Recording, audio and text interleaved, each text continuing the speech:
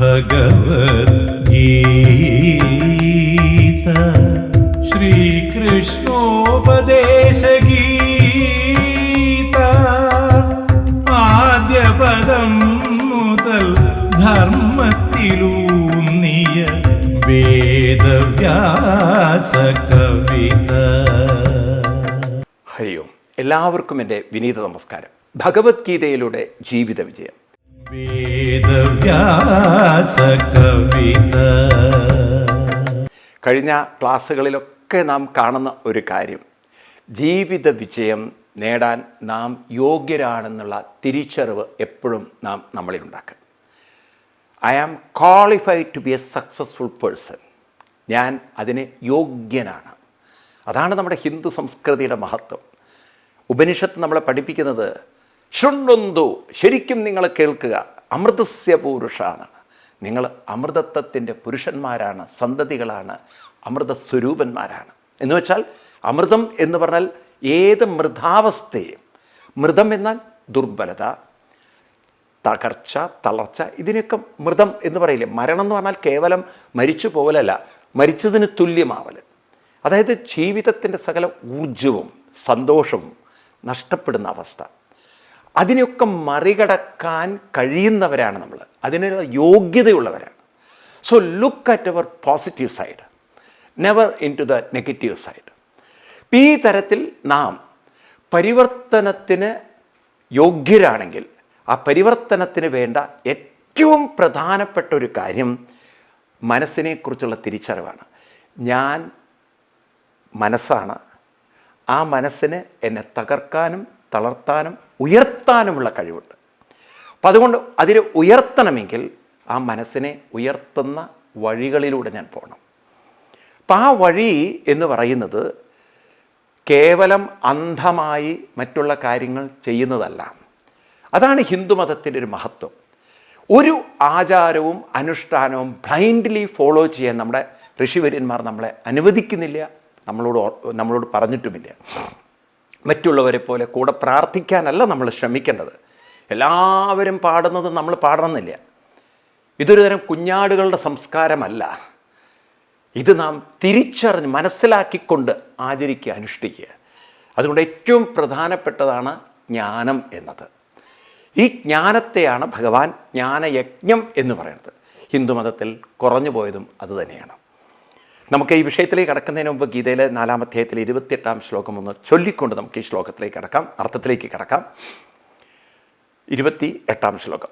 ദ്രവ്യയജ്ഞാ തപോയജ്ഞാ യോഗയജ്ഞാ തദാ പരേ സ്വാധ്യായജ്ഞാനയജ്ഞാശ്ച യതയഃ സംശിതവ്രതാം. ദ്രവ്യയജ്ഞം, തപോയജ്ഞം, യോഗയജ്ഞം, സ്വാധ്യായജ്ഞം എന്നതിനെക്കുറിച്ചൊക്കെ കഴിഞ്ഞ ക്ലാസ്സുകളിൽ നമ്മൾ ഡിസ്കസ് ചെയ്തു. അതായത് ഒരു മനുഷ്യൻ എങ്ങനെയാണ് ആ മനുഷ്യൻ്റെ മനസ്സിനെ ഏകാഗ്രവും അതുപോലെ ചെയ്യുന്ന കാര്യത്തിൽ പരിപൂർണമായി അർപ്പിച്ചുകൊണ്ട്, അലിയിപ്പിച്ചുകൊണ്ട് ആത്മസുഖവും ആത്മശക്തിയും ആത്മവികാസവും നേടിയെടുക്കേണ്ടത്. അപ്പം മനസ്സ് വികസിക്കാൻ വേണ്ടുന്ന പ്രധാനപ്പെട്ട കാര്യമാണ് ഏകാഗ്രതയും ചെയ്യുന്നതിലുള്ള ലയവും. ഇത് മറക്കരുത്. എങ്കിൽ മാത്രമേ മനസ്സിനെ വികസിപ്പിക്കാൻ പറ്റൂ. അപ്പം അങ്ങനെ നമ്മൾ വികസിപ്പിക്കാൻ നമ്മൾ പരിശീലിക്കുന്ന പരിശീലനങ്ങളിലൊക്കെ അറിവ് നമ്മളിൽ ഉണ്ടാവണം. എന്താണ് അറിവ്? അതിപ്പോഴും നമ്മൾ മനസ്സിലാക്കുക. ഈ ഋഷിവര്യന്മാർ നമുക്ക് പറഞ്ഞു തന്നിരിക്കുന്ന അറിവ് ലോകം കണ്ട ഏറ്റവും ശ്രേഷ്ഠമായ അറിവാണ്.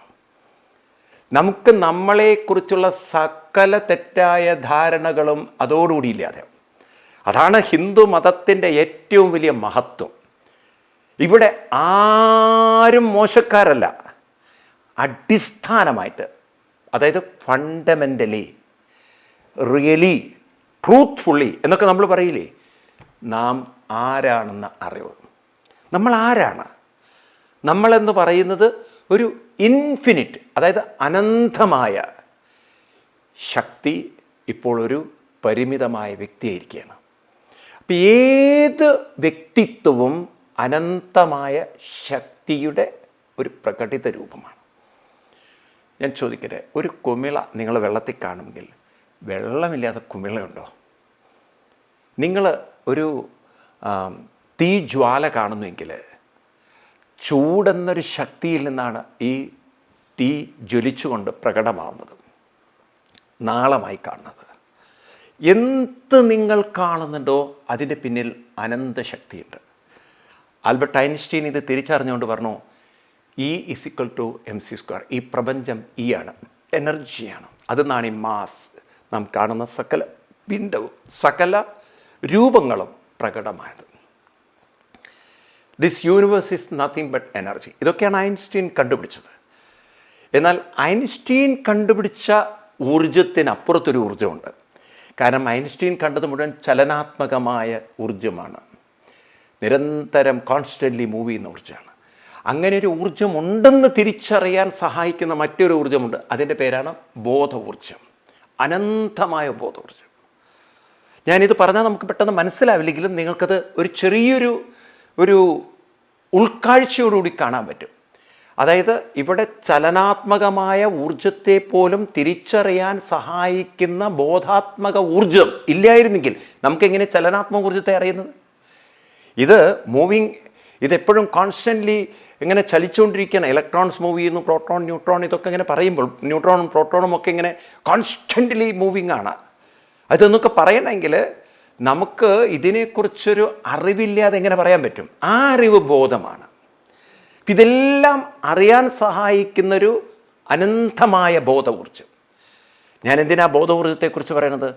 ആ ബോധ ഊർജത്തിൽ നിന്നും പ്രകടമായതാണ് മനുഷ്യ മനസ്സെന്ന തിരിച്ചറിവ്. കാരണം ബോധം മനസ്സാകുമ്പോൾ ആ മനസ്സിന് എങ്ങനെ വേണമെങ്കിലും മാറ്റം വരുത്താനുള്ള ശക്തിയും കഴിവുമുണ്ട്. മനുഷ്യൻ്റെ മനസ്സ് അനന്തമായ ബോധ ഊർജത്തിൽ നിന്നും പ്രകടമായതാണ്. ആ പ്രകടമായ മനസ്സെന്ന് പറയുന്ന ശക്തിവിശേഷത്തിന് എങ്ങനെ വേണമെങ്കിലും ആയിത്തീരാം. നിങ്ങൾക്ക് അലസനാവണോ അലസനാവാം, നിങ്ങൾക്ക് അസ്വസ്ഥനാവണോ അസ്വസ്ഥനാവാം, നിങ്ങൾക്കെന്നും പഴിയും പിഴയും പറഞ്ഞിങ്ങനെ സ്വയം ഉരുകി അല്ലെങ്കിൽ ദ്രവിച്ച് നശിക്കാനാണ്, ചതല് പിടിച്ച് മരിക്കാനാണ് പോയിക്കോളും. നിങ്ങൾക്ക് അങ്ങനെയും ജീവിക്കാം. അതല്ല എൻ്റെ ജീവിതത്തിൻ്റെ മഹത്വവും ശ്രേഷ്ഠതയും മനസ്സിലാക്കിക്കൊണ്ട് പരിവർത്തനം വരുത്താൻ വേണ്ടി നിരന്തരം പരിശ്രമിക്കാൻ തയ്യാർ, നിങ്ങൾക്കുയരാം. ഏത് രീതിയിലും മാറ്റം വരുത്താൻ സാധിക്കുന്ന ഒന്നാണ് മനുഷ്യ മനസ്സെങ്കിൽ, ഞാനിത് പറയുമ്പോൾ നിങ്ങൾ ശ്രദ്ധിക്കണം, മനുഷ്യ മനസ്സിന് പരിവർത്തനം വരുത്താൻ സാധിക്കുമെങ്കിൽ don't you think it is independent? ആ മനസ്സ് സ്വതന്ത്രമായതുകൊണ്ടല്ലേ. ആ മനസ്സിന് അങ്ങനെ മാറ്റം വരുത്താൻ സാധിക്കുന്നതിൻ്റെ ആ ശക്തി എവിടെ നിന്ന് കിട്ടുന്നു? എവിടെ നിന്നാണ് ആ ശക്തി? നമുക്കൊരു സാധനത്തിനെ മാറ്റം വരുത്താൻ, ഇപ്പോൾ എനിക്ക് ഈ പുസ്തകം എടുത്ത് ഉയർത്തണമെങ്കിൽ ഈ ശക്തി നിങ്ങൾ സ്വയം നോക്കൂ, ഈ ശക്തി എവിടെ നിന്നാണ് വരുന്നത്? നിങ്ങൾ പറയും മസിൽ പവർ എന്ന്. പക്ഷേ ഈ മസിൽ പവർ എന്ന് പറയുന്നത് ഇതിലൂടെ നെർവിലൂടെ പ്രാണൻ ചലിക്കുന്നതുകൊണ്ടാണ്. ആ പ്രാണശക്തി കൊണ്ടാണ് ഈ നെർവസ് സിസ്റ്റം വലിഞ്ഞ് മുറുകിയൊക്കെ പിടിച്ച് ഈ മസിൽസിനെ സ്ട്രോങ് ആക്കി അങ്ങനെ ഈ കൈകളെ കൊണ്ടത് പൊക്കുന്നത്. ഞാനിത് പറയാൻ കാരണം നിങ്ങളൊന്ന് ശ്രദ്ധ വെച്ചാൽ മനസ്സിലാക്കാവുന്നേ ഉള്ളൂ. ഇതിലേക്ക് പോകുന്ന നെർവ് സിസ്റ്റങ്ങൾ, നാഡികൾ ഒന്ന് തളർന്നു പോയാൽ എനിക്ക് എത്ര ആരോഗ്യം ഉണ്ടായാലും ഇത് പൊക്കാൻ പറ്റില്ല. കണ്ടിട്ടില്ലേ പാരലൈസ്ഡ് ആയിട്ടുള്ള ആൾ, കൈയും കാലും പ്രവർത്തിക്കാൻ പറ്റാതെ, ഒരു സാധനം എടുത്ത് പൊക്കാൻ പറ്റാത്ത. മസിൽസിന് വല്ല കുറവുണ്ടോ? ബോണിന് വല്ല പ്രശ്നമുണ്ടോ? വിരലുകൾ, പക്ഷേ എന്തോ വർക്ക് ചെയ്യുന്നില്ല. ആ പ്രാണശക്തി പ്രവർത്തിക്കുന്നില്ല. ആ നെർവസ് സിസ്റ്റത്തിന് അത് കേടുപറ്റി. ഇനി ആ നെർവസ് സിസ്റ്റം കണക്ട് ചെയ്തിരിക്കണം മനുഷ്യൻ്റെ മനസ്സിലാണ്. അതുകൊണ്ടാണ് അമിതമായ ഉത്കണ്ഠയും അമിതമായ ചിന്തകളും കംപ്ലീറ്റ്ലി ന്യൂറോ ബ്രേക്ക് ഉണ്ടാക്കിയിട്ട്, സ്ട്രോക്ക് ഉണ്ടാക്കിയിട്ട്, നമ്മൾ പറയില്ലേ ഹൈ ടെൻഷൻ കൊണ്ടുണ്ടായതാണ്. ഈ മനസ്സങ്ങോട്ട് ഓവർ ആങ്സൈറ്റിയിലേക്ക് പോയി കഴിഞ്ഞാൽ സ്ട്രോക്ക് അടിക്കുന്നത് കേട്ടില്ലേ? അപ്പോൾ ഈ പ്രാണശക്തി മുഴുവൻ കേന്ദ്രമാക്കിയിരിക്കുന്ന മനുഷ്യൻ്റെ മനഃശക്തിയിലാണ്. ഇനി ആ മനസ്സ് എവിടെ നിന്നാണ് ശക്തി എടുക്കുന്നത്? ഇപ്പോൾ നോക്കൂ നിങ്ങൾ, ഈ ശരീരത്തിൻ്റെ ന്യൂറോ അത് മുഴുവൻ പ്രാണശക്തിയാണ്. പ്രാണൻ അതിൻ്റെ ന്യൂറോ കേടുവന്നാൽ പിന്നെ പ്രാണന് പ്രവർത്തിക്കാൻ പറ്റില്ല. പ്രാണൻ മുഴുവൻ ഘടിപ്പിച്ചിരിക്കുന്ന മനുഷ്യൻ്റെ മനസ്സിലാണ്. ആ മനസ്സിൽ പോസിറ്റീവ് തിങ്കിങ് ഉണ്ടെങ്കിൽ വളരെ ഉഷാർ വന്നു, ഊർജ്ജം വന്നു. ആ മനസ്സിൽ തകർച്ച വന്നാൽ ശരീരം പോലും തളർന്ന പോലെ. ഇനി ആ മനസ്സിന് എവിടെ നിന്നാണ് ശക്തി കിട്ടുന്നത്? നാം തെറ്റിദ്ധരിച്ചിരിക്കുന്നത് ശരീരത്തിൽ നിന്നാണെന്ന്. ശരീരത്തിൽ നിന്നാണ് നിങ്ങൾ മനസ്സിലാക്കിയിരിക്കുന്നത്. എന്നാൽ അത് തെറ്റാണ്. ശരീരത്തിൽ നിന്നല്ല മനുഷ്യൻ്റെ മനസ്സിന് ശക്തി കിട്ടുന്നത്. ഇതൊക്കെ തെറ്റായ യുക്തിവാദികളുടെ, നിരീശ്വരവാദികളുടെ വിവേകമില്ലാത്ത തിരിച്ചറിവാണ്. കാരണം നിങ്ങൾക്ക് കാണാം, ഞാൻ എന്തുകൊണ്ടാണ് ഈ ശരീരത്തിൽ നിന്നല്ല മനസ്സിൻ്റെ ശക്തി എന്ന് പറയാൻ കാരണം, നിങ്ങൾ നിരന്തരം തപസ് ചെയ്യും. നിരന്തരം തപസ് ചെയ്യുന്ന സമയത്ത്, നിരന്തരം നിങ്ങളുടെ മനസ്സ് അത്തരത്തിലുള്ള സാധനാനുഷ്ഠാനങ്ങൾ ചെയ്യുന്ന സമയത്ത് നിങ്ങളുടെ മനസ്സിൻ്റെ ശക്തി നിങ്ങൾക്ക് സ്വയം കണ്ടെത്താൻ സാധിക്കും. അപ്പം ക്രമേണ നിങ്ങൾക്ക് മനസ്സിലാവും, ശക്തി ഒരു വസ്തുവിൽ നിന്നും വരുന്നതല്ല, ശരീരത്തിൽ നിന്ന് കിട്ടുന്നതല്ല മനസ്സിൻ്റെ ശക്തി എന്ന് ഞാൻ പറയാം. കാരണം ശക്തി മാറ്ററിൽ നിന്നും വരുന്നതല്ല, വസ്തുവിൽ നിന്നും വരുന്നതല്ല, വസ്തു എനർജിയിൽ നിന്നും വരുന്നതാണ്. ശക്തിയിൽ നിന്നാണ് രൂപങ്ങളുണ്ടാകുന്നത്, രൂപത്തിൽ നിന്നല്ല ശക്തി ഉണ്ടാകുന്നത്. മനസ്സിന് പ്രത്യേകിച്ച് രൂപമില്ല. അപ്പം തീർച്ചയായിട്ടും ഈ മനസ്സെന്ന് പറയുന്നത് അനന്തമായ ശക്തിയിൽ തന്നെയാണ്. അത് നമ്മൾ അറിയുന്നില്ല എന്ന് മാത്രം, നമ്മളത് മനസ്സിലാക്കില്ല. കാരണം നമ്മുടെ ചിന്തകൾ അത്തരത്തിൽ നമുക്ക് ക്രോഡീകരിക്കാൻ പറ്റിയില്ല. ചുരുക്കി പറഞ്ഞാൽ മനുഷ്യൻ്റെ മനസ്സിന് അനന്തശക്തിയുണ്ട്. ആ ശക്തിയെ നമുക്ക് വേണ്ട വിധത്തിൽ പ്രയോജനപ്പെടുത്താനാണ് നമുക്ക് ഗീത വഴി കാണിക്കുന്നത്. അപ്പം എങ്ങനെയാണ് വേണ്ട വിധത്തിൽ? നേരത്തെ പറഞ്ഞ ദ്രവ്യയജ്ഞം, തപോയജ്ഞം, യോഗയജ്ഞം, സ്വാധ്യായജ്ഞം, ഇതിലൊക്കെ നമ്മുടെ മനസ്സിനെ ഏകാഗ്രമാക്കി നിരന്തരമായ സാധനാനുഷ്ഠാനങ്ങൾ അനുഷ്ഠിക്കുമ്പോൾ മനസ്സിൻ്റെ ഏകാഗ്രതയും മനസ്സിൻ്റെ അലിവും ആ കാര്യത്തിൽ അങ്ങനെ മുഴുകുകയും ചെയ്യുമ്പോൾ നാം ചെയ്യുന്ന പ്രവൃത്തി നാം ആസ്വദിക്കുന്നു എന്ന് മാത്രമല്ല, ആ പ്രവൃത്തി നന്നാവും. അതുകൊണ്ട് പലർക്കും ഗുണങ്ങളും പലർക്കും പ്രയോജനവും ഉണ്ടാകുമ്പോൾ ഒരു വലിയ പരിവർത്തനം നമ്മളിൽ നിന്നും ഉണ്ടാവുകയാണ്. ഇപ്പം നാം പരിശീലിക്കാൻ തയ്യാറാണെങ്കിൽ, അതും വളരെ ബോധ്യത്തോടുകൂടി, ഞാൻ ഈ വാക്കുകളൊക്കെ പറയുമ്പോൾ വളരെ ശ്രദ്ധിച്ചുപയോഗിക്കുകയാണ്. കാരണം പലരും ഉണ്ടല്ലോ, എസ്കേപ്പിസം എന്ന നിലയ്ക്ക് ജീവിക്കുന്നവരുണ്ട്. അതായത് ജീവിതത്തിൽ ഒരുപാട് പ്രശ്നങ്ങളും പ്രയാസങ്ങളൊക്കെ ഉണ്ടായിട്ട് വീട്ടിലിരുന്നാൽ ബോറടിക്കും, വീട്ടിലിരുന്നാൽ പ്രശ്നമാണ്. ഇപ്പോൾ ഹസ്ബൻഡ് മരിച്ചു, വീട്ടിലിരിക്കുന്ന ഭാര്യ എന്തെങ്കിലും ഒരു ജോലിക്ക് പോയേ പറ്റുള്ളൂ. അപ്പോൾ ഈ ഹസ്ബൻഡ് മരിച്ചതിൻ്റെ വേദനകളും ദുഃഖങ്ങളും മറന്നിട്ടില്ല. അപ്പോൾ തൽക്കാലം അതിൽ നിന്ന് രക്ഷപ്പെടാൻ ഒരു ജോലിക്ക് പോയി അതിലങ്ങനെ മുഴുകാൻ ശ്രമിക്കുകയാണ്. പക്ഷേ മനസ്സിൽ ആ വേദനകളും പഴയ വിഷമങ്ങളൊക്കെ വേട്ടയാടും. നമുക്ക് തിരിച്ചറിവ് വേണം. ഈ വേദനകളും വിഷമങ്ങളും വേട്ടയാടും, സംശയിക്കേണ്ട. പക്ഷേ എപ്പോഴും ഈ കാര്യം ഓർക്കുക, മനസ്സ് എങ്ങനെ എനിക്ക് ഏകാഗ്രമാക്കാൻ സാധിക്കുന്നു, എങ്ങനെ എനിക്കൊരു കാര്യത്തിൽ അർപ്പിക്കാൻ സാധിക്കുന്നു. പെട്ടെന്ന് ജോലിക്ക് പോയതുകൊണ്ട് മനസ്സ് അതിൽ നിൽക്കാൻ പോകുന്നില്ല. അതിനു മുമ്പ് നിങ്ങൾ കുറച്ച് ഹോംവർക്ക് ചെയ്യേണ്ടതുണ്ട്. അതിനാണ് കുറച്ച് നേരം ഇരുന്ന് പ്രാണായാമം പ്രത്യാഹാരം നിത്യാനിത്യവിവേകവിചാരം ജാപ്യസമേതം സമതിവിതാനം കുർവവദാനം മഹദവദാനം. ആചാര്യസ്വാമികൾ നമുക്ക് കാണിച്ചു തരുന്നത്, നിങ്ങൾ ഏത് സാധന അനുഷ്ഠിക്കുമ്പോഴും അടിസ്ഥാനമായിട്ട് ഈ രണ്ട് കാര്യങ്ങൾ ഓർക്കുക. Let me focus on that, concentrate on that, let me totally involve in this. എല്ലാ മതങ്ങളും ഇതൊന്ന് പരിശീലിച്ചിരുന്നെങ്കിൽ ഞാൻ ചെയ്യുന്ന കാര്യത്തിൽ ഒന്ന് ഏകാഗ്രമാവട്ടെ, മനസ്സിലേക്കട്ടെ. കാരണം മനസ്സിന് വേണ്ടിയിട്ടാണ് മതം, മനസ്സിന് വേണ്ടിയിട്ടാണ് അനുഷ്ഠാനങ്ങൾ. ഇത് മറക്കുകയാണ് മനുഷ്യൻ. ദൈവത്തെ പ്ലീസ് കൊണ്ടുവരല്ലേ. ദൈവത്തെ നിങ്ങൾ വിടൂ, ദൈവത്തിൻ്റെ സ്വർഗ്ഗമൊക്കെ നിങ്ങൾ വിടൂ. നിങ്ങൾ മനസ്സിനെ മാത്രം ശരിയാക്കൂ. കാരണം മനസ്സാണ് മനുഷ്യനെ തകർക്കുന്നതും മനസ്സാണ് മനുഷ്യനെ ഉയർത്തുന്നതും. നിങ്ങളുടെ ജീവിതത്തിൽ സകല വിജയങ്ങളും നിങ്ങൾക്ക് നേടിത്തരുന്നത് മനസ്സാണ്. അതെപ്പോഴും ഓർക്കുക. ആ വിജയം നിങ്ങൾക്ക് കിട്ടണമെങ്കിൽ ഫോക്കസിങ് മൈൻഡ് ആവണം, ഇൻവോൾവിങ് മൈൻഡ് ആവണം. അപ്പോൾ ആ ഫോക്കസിങ് ആൻഡ് ഇൻവോൾവിങ് മൈൻഡ് ഒരു സുപ്രഭാതം ഉണ്ടാവില്ല. It won't come easily. കാരണം മനസ്സങ്ങനെ പരിശീലിച്ചിട്ടില്ല. നിങ്ങൾ എത്ര വലിയ ദൈവത്തിൻ്റെ ആളായാലും ശരി, മനസ്സ് വളരെ ഫ്ലിക്കറിങ് ആണെങ്കിൽ ഒരു കാര്യമില്ല, നോ യൂസ്. അപ്പം അതുകൊണ്ട് മനസ്സിനെ നമ്മൾ പരിശീലിപ്പിക്കുകയാണ്, ട്രെയിൻ ചെയ്യാണ്. അപ്പം ആ ട്രെയിൻ ചെയ്യുന്നതിൽ പല സാധനങ്ങൾ, പല ഘടകങ്ങളുണ്ട്. അല്ലാതെ ഒറ്റയടിക്ക് നിങ്ങൾ പ്രാർത്ഥിച്ചാൽ കേൾക്കുന്നതല്ല, ദൈവം കേൾക്കുന്നതല്ല മതമൊന്നും. അതൊക്കെ വെറും വെട്ടിത്തരങ്ങളാണ്. പ്രാർത്ഥന കേൾക്കുന്ന ആളാണ് ദൈവം എന്ന്. ആ പ്രാർത്ഥന കേൾക്കുകയാണെങ്കിൽ ലോകത്തുള്ളവരുടെ സകല പ്രാർത്ഥനയും കേട്ടിട്ട് ദൈവത്തിനാണ് നന്നാക്കിയാൽ പോരെ ലോകം. ഈ വൈറസിന് എന്താ മനുഷ്യൻ പ്രാർത്ഥിക്കാത്തതുകൊണ്ടാണോ പോവാത്തത്? പുതിയ പുതിയ വകഭേദങ്ങൾ വന്നുകൊണ്ടിരിക്കുന്നു. ഏറ്റവും കൂടുതൽ ആദ്യം മരണം കൊണ്ട് ആഞ്ഞടിച്ച രാജ്യമാണ് ഇറ്റലി. ഇറ്റലിയിലല്ലേ റോം ഇരിക്കുന്നത്. അവിടെ എന്താ പോപ്പൊന്നും പ്രാർത്ഥിക്കാത്തവരാണോ? ആ രാജ്യത്തിലുണ്ടായ നഷ്ടം എത്ര തീവ്രമാണ്. ഈ പ്രാവശ്യം ക്രിസ്മസ് സന്ദേശത്തിൽ പോപ്പെടുത്ത് പറയേണ്ടായത്. വെറും ദൈവത്തോട് പ്രാർത്ഥിച്ചാൽ മാറുന്നതല്ല, മനുഷ്യൻ പണിയെടുക്കുക തന്നെ വേണം. ഇത്തരം രോഗങ്ങൾ വരാതിരിക്കാൻ മനുഷ്യൻ അതിനുവേണ്ടി ജീവിത രീതികൾ മാറ്റണം എന്നാണ് ആ മഹാമനുഷ്യൻ വിളിച്ചു പറഞ്ഞത്. അല്ല അന്ധമായി പ്രാർത്ഥിച്ച രോഗങ്ങൾ മാറുന്ന അദ്ദേഹം പറഞ്ഞിട്ടില്ല. ഇതൊക്കെ വെറുതെ കുറേ വിവരക്കേടുള്ള ആളുകൾ ഇങ്ങനെ നെഞ്ചത്തടിച്ചിട്ടും വിളിച്ചു കൂവിയാലും ദൈവം വന്നിട്ട് ശരീരത്തിലൂടെ കയറി ഇങ്ങോട്ട് രോഗം മാറ്റുക എന്നൊക്കെ പറഞ്ഞിട്ട് കഴിഞ്ഞ ദിവസം ഏതോ ഒരു പൊട്ടൻ മനുഷ്യൻ പറഞ്ഞിരിക്കുകയാണ്, വീട്ടിലെ ഗ്യാസ് തീർന്നപ്പം പ്രാർത്ഥിച്ചപ്പോൾ ഗ്യാസ് വന്നു. എന്നാൽ പിന്നെ പോയി ബുക്ക് ചെയ്യേണ്ട വല്ല കാര്യമുണ്ടോ? ഒന്ന് ആലോചിച്ചു. ഇങ്ങനത്തെ കുറേ വിഡ്ഢികളാണ് ഈ സമൂഹത്തിലെ പാവങ്ങളെ തെറ്റിദ്ധരിപ്പിക്കുന്നത്. പ്രാർത്ഥിച്ചിട്ട് ഗ്യാസ് വരുന്നുണ്ടെങ്കിൽ പ്രാർത്ഥിച്ചു പോരെ, ഇയാളുടെ വീടൊക്കെ പ്രാർത്ഥന കൊണ്ടാണ് നടക്കില്ലേ? ഇങ്ങനെ കുറേ പൊട്ടന്മാർ, വളരെ ബേസിക്കായിട്ട് ആത്മീയത മനസ്സിലാക്കാത്ത ആളുകളാണ് മതത്തിനെ തകർക്കുന്നത്.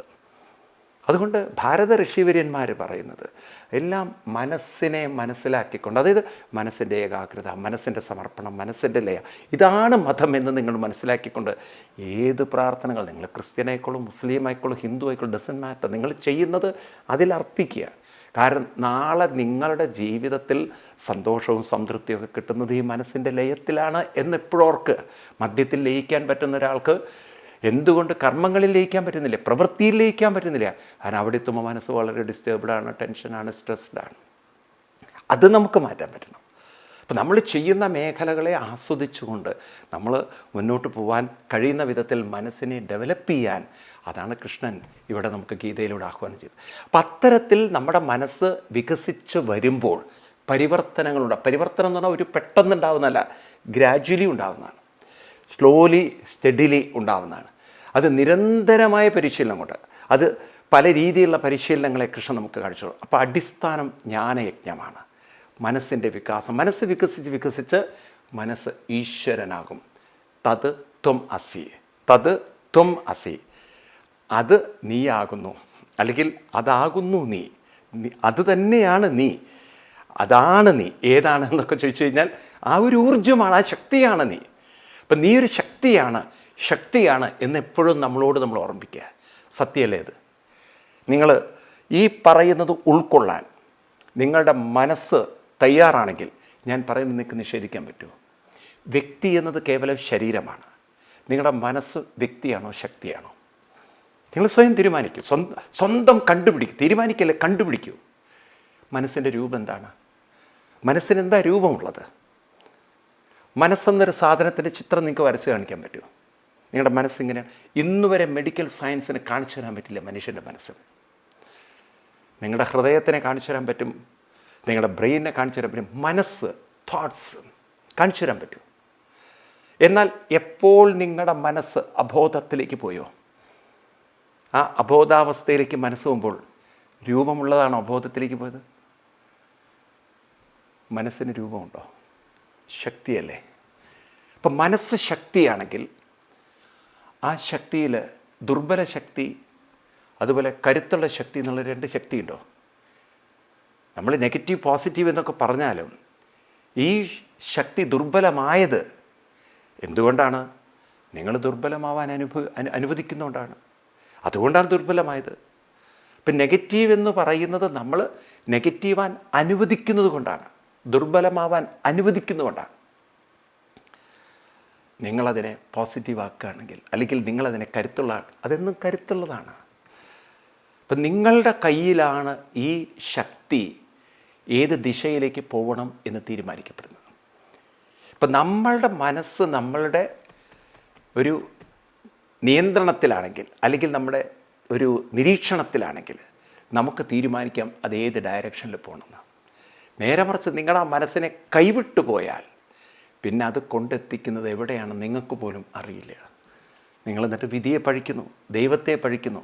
തെറ്റായി നിങ്ങൾ പറയണു ദൈവം നിങ്ങളെ എവിടെയോ കൊണ്ടെത്തിക്കുന്നു. ഇതൊക്കെ നിങ്ങളുണ്ടാക്കി വെച്ച ദുരന്തമാണ്. അപ്പം അതുകൊണ്ട് ജ്ഞാനം എന്ന് പറയുന്നത് മനസ്സ് ശക്തിയാണെന്നും ആ മനസ്സ് നെഗറ്റീവ് ആകുന്നതിന് കാരണം നെഗറ്റീവ് ഉള്ളത് കൊണ്ടാണ് എന്നൊക്കെ നിങ്ങൾ എത്ര വ്യാഖ്യാനിച്ചാലും നിങ്ങൾ നെഗറ്റീവ് ആവാൻ അനുവദിച്ചത് കൊണ്ടാണെന്ന് നിങ്ങൾ തിരിച്ചറിയും. എന്തെങ്കിലും തിരിച്ചറിയും. അത് പലർക്കും ഉണ്ട്. ഞാനാണ് എൻ്റെ ജീവിതത്തെ എങ്ങനെയാക്കി, ഞാൻ തന്നെയാണ് അതിന് ഉത്തരവാദി, ഞാൻ തന്നെയാണ് എങ്ങനെയാക്കിയത്, പലരും കുറ്റബോധത്തിൽ പറയുന്നത് നമ്മൾ കേട്ടിട്ടുണ്ട്. അപ്പം അവനവൻ തന്നെയാണ് അവനവൻ്റെ ജീവിതം തകർക്കുന്നതെന്ന് അവനവന് ബോധ്യം വരും ഒരു നാളിൽ.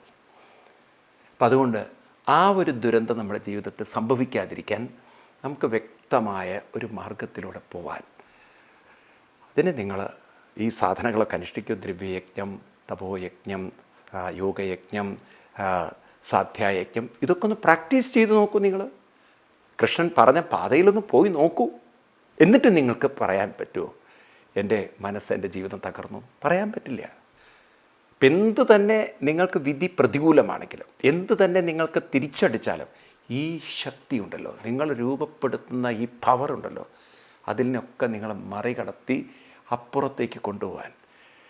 അതാണ് ഭാരതത്തിലുള്ള ഋഷിവര്യന്മാരൊക്കെ നമുക്ക് കാണിച്ചത്. ക്യാൻസർ വന്ന് തകർന്നു പോകേണ്ട രാമകൃഷ്ണ പരമഹംസർ പുഞ്ചിരിച്ചുകൊണ്ടാണ് ക്യാൻസറിലൂടെ കടന്നുപോയത്. ക്യാൻസറിലൂടെ തകർന്നു പോകേണ്ട രമണ മഹർഷി പുഞ്ചിരിച്ചുകൊണ്ടാണ് ക്യാൻസറിനെ അധിവർത്തിച്ച് കൊണ്ടുപോകുന്നത്. കാരണം മനസ്സിനെ തകർക്കാൻ പറ്റുന്നില്ല. കാരണം മനസ്സിന് അത്രയും ശക്തി അവർ രൂപപ്പെടുത്തി കഴിഞ്ഞു. ഇവരൊന്നും അന്ധമായി പ്രാർത്ഥിക്കില്ല. ഇവർ പ്രാർത്ഥിച്ചിരുന്നു. അവരുടെ പ്രാർത്ഥന മുഴുവൻ മനസ്സിനെ ഏകാഗ്രമാക്കി അർപ്പിച്ചുകൊണ്ട്. അതുകൊണ്ട് മനസ്സ് കരുത്തുള്ളതായി തീർന്നു. നമ്മൾ പ്രാർത്ഥിക്കുന്നുണ്ട്, പക്ഷെ മനസ്സ് അർപ്പിക്കപ്പെടുന്നില്ല, മനസ്സതിൽ ഇൻവോൾവ് ആവുന്നില്ല. അതുകൊണ്ട് തന്നെ നമ്മൾ കരുത്തുള്ളവരാവുന്നുമില്ല. അപ്പം മനസ്സിനെ വിട്ടുകൊണ്ട്, മനസ്സിനെ അവഗണിച്ചുകൊണ്ടുള്ള ഏത് പ്രാർത്ഥനയും അത് അബദ്ധമാണ്, അത് പ്രയോജനം ചെയ്യാത്തതാണ്, ഗുണകരമല്ലാത്തതാണ്, ഒരു ദൈവവും കേൾക്കാത്തതാണ്. മനസ്സിനെ അർപ്പിച്ചുകൊണ്ടുള്ള, ഉറപ്പിച്ചുകൊണ്ടുള്ള, ഏകാഗ്രമാക്കിക്കൊണ്ടുള്ള, അലിയിപ്പിച്ചുകൊണ്ടുള്ള ഏത് പ്രാർത്ഥനയായാലും, നിങ്ങൾ ഏത് മതസ്ഥരായിക്കോട്ടെ, അതാണ് ഗീതയുടെയൊക്കെ മഹത്വം. ഇന്നതേ പ്രാർത്ഥിക്കാവൂ, ഇന്നത് പ്രാർത്ഥിക്കാൻ പാടില്ല എന്നുള്ളതൊന്നുമില്ല. ഒരു മുസ്ലിം പ്രഭാഷകനാണ് പറഞ്ഞത്, ഗുരുവായൂരപ്പ എന്ന് വിളിച്ചാൽ സ്വർഗം കിട്ടില്ല. ഹിന്ദുക്കളിങ്ങനെ കാത്തിരിക്കില്ലേ സ്വർഗത്തിൻ്റെ മുന്നിൽ? കഷ്ടം തോന്നിയത്. അപ്പോൾ ഈ തരത്തിലുള്ളൊക്കെ ഒരു പൊട്ട വിവരക്കേടുകളുണ്ടല്ലോ, അത് ഹിന്ദു സംസ്കാരത്തിലില്ല. ഏത് പ്രാർത്ഥന നിങ്ങൾ അല്ലാഹു അക്ബർ എന്ന് വിളിച്ചാലും, ഹല്ലേലൂയ എന്ന് വിളിച്ചാലും, നിങ്ങൾ ജയ് രാധേ രാധേ എന്ന് വിളിച്ചാലും, ജയ് കൃഷ്ണ എന്ന് വിളിച്ചാലും, ഓം നമഃശിവായ എന്ന് പറഞ്ഞാലും, എന്തും നിങ്ങൾക്ക് മനസ്സിൽ തോന്നുന്നത് നിങ്ങൾ വിളിച്ചു ആത്മാർത്ഥതയായിരിക്കണം, അർപ്പണത്തോടു കൂടിയിട്ടായിരിക്കണം, അലിവോട് കൂടിയിട്ടായിരിക്കണം. അത് ഈ ഗീത ഇൻസിസ്റ്റ് ചെയ്യുന്നുള്ളൂ. 7-ാം അധ്യായത്തിൽ വരുന്നുണ്ട്, തസ്മാ സർവേഷു കാലേഷു മാം അനുസ്മര എന്നൊക്കെ. ഗീതയിൽ ഭാഗവതത്തിലും ഇത് തന്നെ ആവർത്തിക്കുന്നുണ്ട്. കേനപ്രകാരേണ, ഏത് പ്രകാരത്തിലായാലും ഇങ്ങനെയൊക്കെയുള്ളൊരു മഹത്വം, ഒരു വലിയ വിശാലത ഞാൻ ഭാരതത്തിൻ്റെ സംസ്കാരത്തിൽ കാണുന്നു. അതുകൊണ്ടാണ് ഭാരത സംസ്കാരം ഏറെ ആദരണീയവും ബഹുമാന്യവുമായിരിക്കുന്നത്. അപ്പം നമുക്ക് ഓരോരുത്തർക്കും വലിയ വെളിച്ചമാണ് ഈ ഗീത. തളരാനുള്ളതല്ല, തകർക്കാനുള്ളതല്ല ജീവിതം. അത് വളർത്താനും വികസിപ്പിക്കാനാണ്. അതിന് നാം പോകുന്ന പാതയിൽ പൂർണ്ണമായി മനസ്സർപ്പിക്കണം, ഉറപ്പിക്കണം.